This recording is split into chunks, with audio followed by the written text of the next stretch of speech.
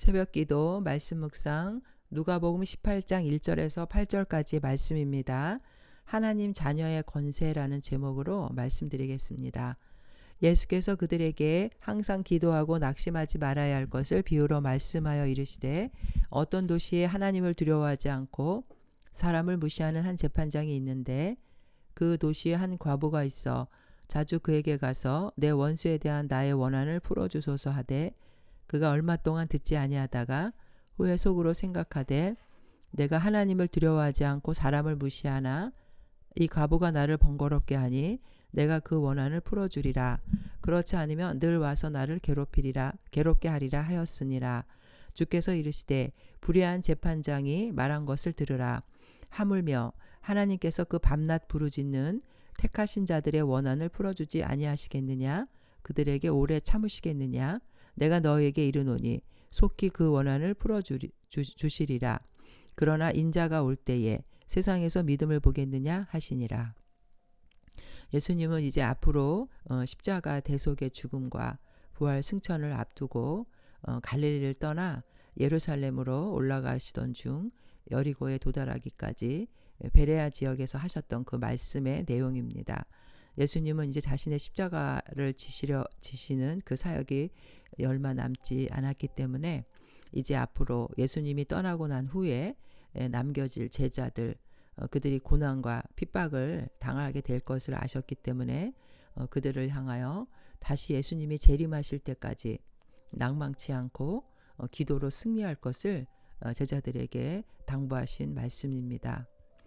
사실 예수님 몸소 자신이 기도의 본을 우리에게 보여주셨습니다.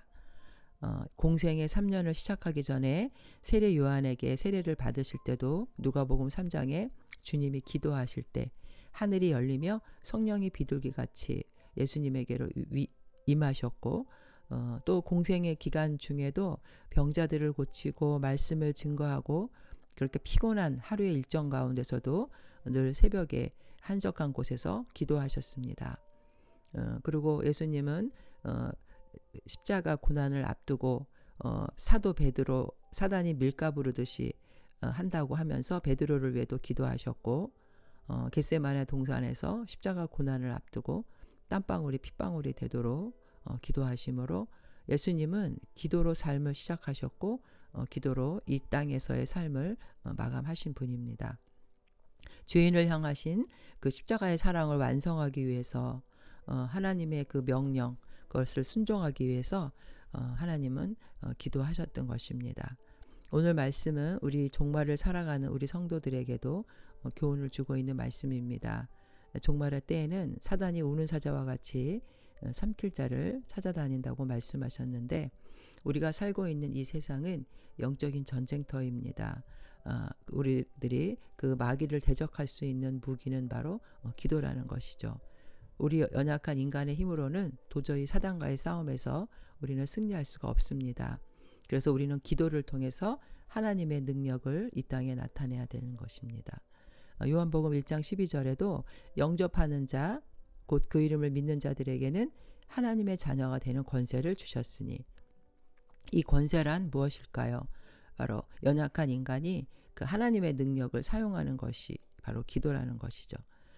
어린 자녀가 어려움을 당할 때 부모에게 달려가서 힘을 요청하는 것처럼 우리 인간들은 바로 하나님의 자녀이기 때문에 하나님께 기도로 우리의 소원을 아뢰며 도움을 요청하는 것, 그것이 바로 기도라는 것입니다. 오늘 말씀은 예수님께서 낭망하지 말고 좌절하지 말고 끈질기게 기도로 승리해야 한다는 것을 불의한 재판장과 과부의 기도를 통해서 말씀해 주고 계십니다. 첫 번째 1절에서 2절까지 3절에 보면 예수께서 그들에게 항상 기도하고 낙심하지 말아야 할 것을 비유로 말씀하여 이르시되 어떤 도시에 하나님을 두려워하지 않고 사람을 무시하는 한 재판장이 있는데 그 도시에 한 과부가 있어 자주 그에게 가서 내 원수에 대한 나의 원한을 풀어주소서 하되 여기에 나오는 재판관은 하나님을 두려워하지 않고 사람을 무시하는 불의한 자라고 말하고 있습니다. 이 재판관에게서는 어떠한 정의조차도 발견할 수 없이 부패하고 불의를 행하는 사람이었다는 것이죠. 그리고 이 과부라는 것은 그 당시에 사람들에게 하찮게 취급이 되고 사람들이 연약한 사람의 대상으로 바라보는 과부였습니다. 힘도 없고 도와줄 사람도 없고 그런 연약한 사람을 대변하는 상징하는 이 과부. 그러나 이 과부의 끈질긴 그 탄원에 굴복해서 결국 이 불의한 재판관이 그 과부의 소원을 들어주게 됩니다.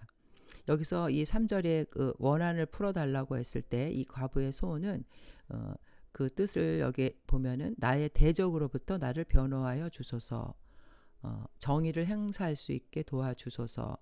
이것은 어떤 개인적인 과부의 어떤 원수 갚는 원한 관계가 아니었고 자신이 어떤 부당한 손실이나 대우를 받은 것에 대해서 정당한 권리를 찾을 수 있도록 재판관에게 도움을 요청한 것입니다.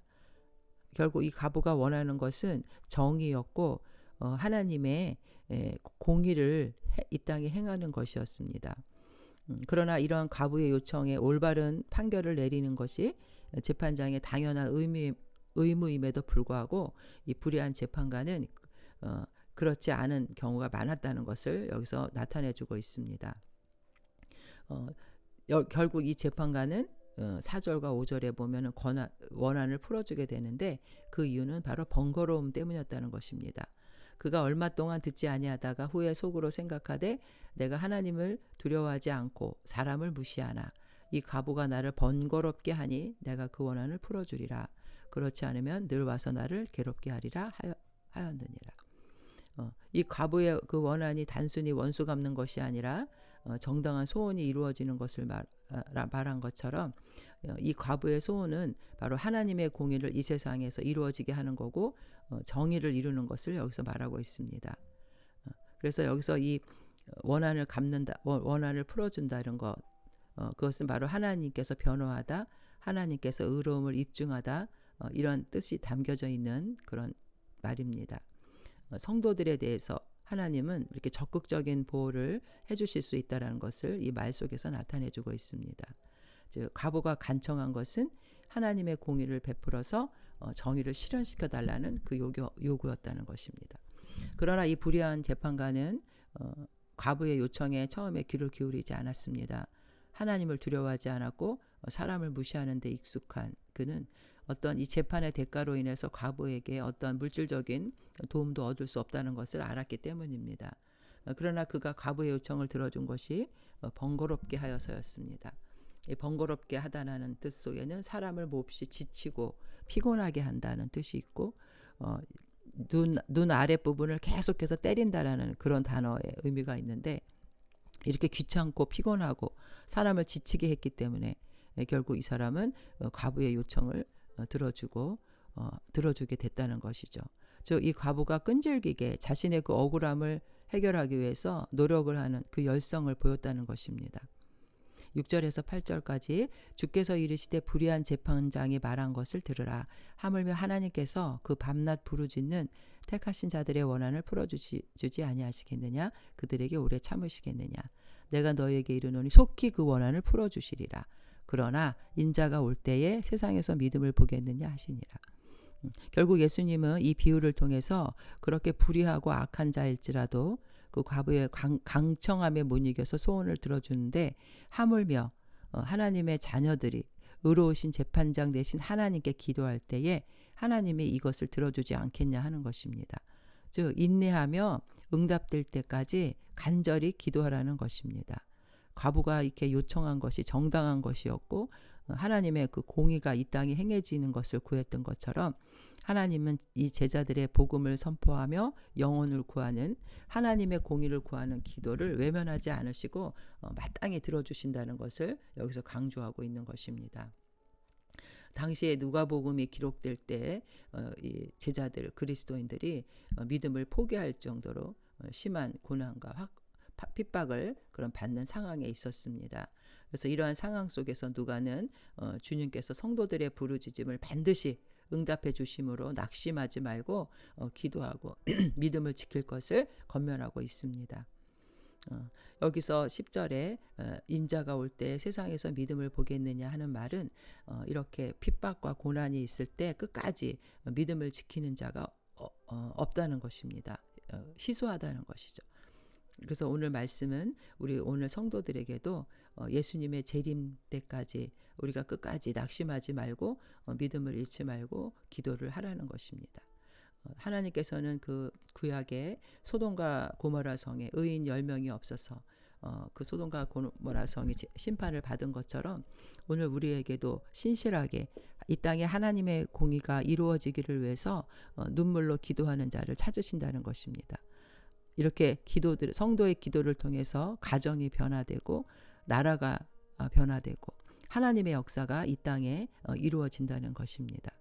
우리는 하나님의 그 신실한 약속과 말씀을 의지하고 믿음을 지키면서 하나님이 찾는 그 한 사람, 주님께 열심히 기도하고 하나님 자녀로서의 특권을 사용해서 이 세상을 변화시키는 그러한 주님의 충성된 일꾼들이 되어야 될 줄로 믿습니다.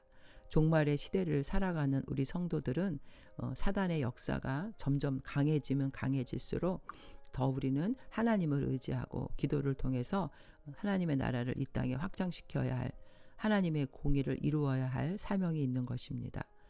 사단의 종으로 살아가는 흑암에 갇힌 백성들, 그들의 영혼을 해방시켜주고 죄를 사하하면 성령의 역사를 우리는 이 땅에서 이루어져 가야 될 줄로 믿습니다. 하나님은 의로운 재판장이시기 때문에 우리의 억울함을 외면하시는 분이 아니시며 그렇기 때문에 우리는 낙심하거나 좌절하지 말고 하나님의 때에는 반드시 그 역사가 이루어질 것을 믿고 인내하며 기도하는 자들이 되어야 될 줄로 믿습니다. 야고보서 5장 7절에도 그러므로 형제들아 주께서 강림하시기까지 길이 참으라. 보라 농부가 땅에서 나는 귀한 열매를 바라고 길이 참아 이른 비와 늦은 비를 기다리라니. 요한복음 15장 7절에도 너희가 내 안에 거하고 내 말이 너희 안에 거하면 무엇이든지 원하는 대로 구하라. 그리하면 이루리라. 오늘 우리 이 말세를 살아가는 사단의 그 역사 그 방해 속에서 영적인 우리는 군사로서 기도로 승리하는 자들 되시기를 주님의 이름으로 축원드립니다. 사랑의 하나님, 의인 10명이 없어서 소돔과 고모라 성이 멸망한 것처럼 지금도 불의가 가득한 이 세상에 하나님은 하나님의 공의를 선포하고 하나님의 역사를 이루어갈 주님의 자녀들을 찾고 계십니다. 우리는 연약합니다. 아버지, 우리는 할 수 없습니다. 그러나 하나님의 능력을 믿고 하나님의 권세를 이 땅에 펼칠 수 있는 것이 자녀들에게 주신 기도임을 믿습니다. 우리가 기도함으로 이 땅에 불의한 일들이 사라지고 하나님의 공의가 선포되어서 모든 영혼이 구원을 받고 하나님의 나라가 확장되는 귀한 역사의 증인으로 저희들 기도에 힘쓰는 자들, 인내하는 자들 되게 하여 주시옵소서. 감사드리며 예수님의 이름으로 기도합니다. 아멘.